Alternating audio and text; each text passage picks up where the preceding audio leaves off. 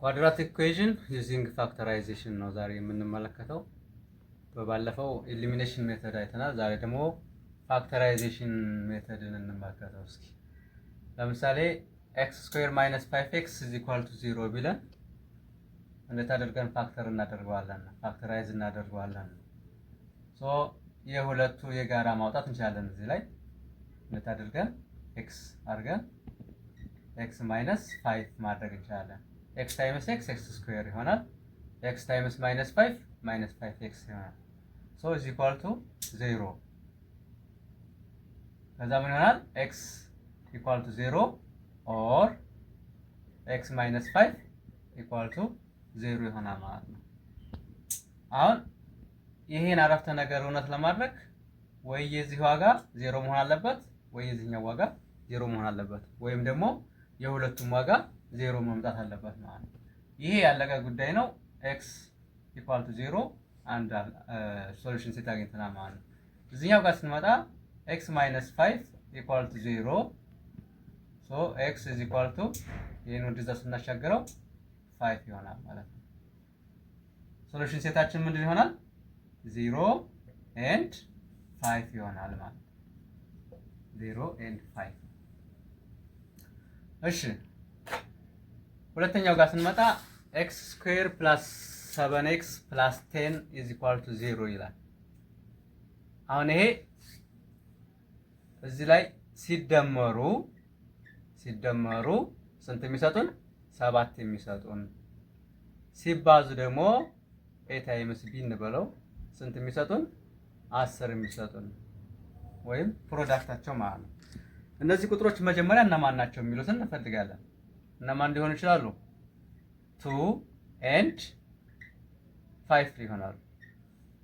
2 እና 5 ይሆናል። 2 እና 5ን በኤክስ እና እያይዛቸው ምን ያህል ፖዚቲቭ ስለሆኑ ሁለቱም ምን አድርገን ማያያዝ እንችላለን? x + 2 ታይምስ x + 5 = 0 ብለን ማያያዝ እንችላለን ማለት ነው። ይሄ x + 2 = 0 or x + 5 = 0። ይሄ ስንት ይመጣል? x is equal to ከእኩልነት ሲሻገር -2 or ይሄኛው x is equal to ወደዛ ስናሻገረው -5። ሶሉሽን ሴት ስንት ይሆናል? -5 into -2። ይሄ ሶሉሽን ሴት ነው ማለት ነው። እሺ ሶስተኛው ጋር ስንመጣ x² + x - 6 = 0 ይላል።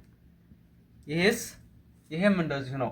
a + b እና b ሲደመሩ ስንት ይሰጡናል? የኤክስ ኮኤፊሺየንት እዚህ ጋር 1 ስለሆነ 1 የሚሰጡን፣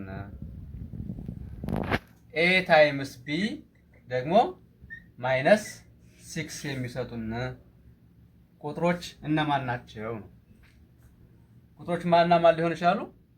-2 and 3 ሊሆኑ ይችላሉ ማለት ነው። -2 and 3 -2 + 3 ስናደርገው 1 ይሰጠናል። -2 ታይምስ 3 ስናደርገው ደግሞ -6 ይሰጠናል ማለት ነው።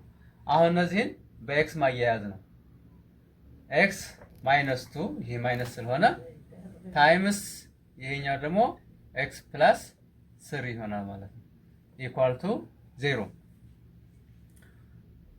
ኤክስ -2 ኢኳል ቱ 0 ኦር ኤክስ ፕላስ 3 ኢኳል ቱ 0። ይሄ ስንት ይመጣል? ኤክስ ኢዝ ኢኳል ቱ ከእኩልነት ስናሻግረው +2 ኦር ይሄኛው ኤክስ ኢኳል ቱ ከእኩልነት ሲሻገር -3 ይሆናል ማለት ነው። ሶሉሽን ሴት ምን ይሆናል? ከትንሹ ብንጀምር -3 and 2 ይሆናል ማለት ነው። እሺ ለዛሬ 3 ኤግዛምፕሎችን አይተናል። እዚህ ላይ የዛሬው ይበቃናል። ሰብስክራይብ እያደረጋችሁ ለቀጣው ዝግጁ እንሆናለን ማለት ነው።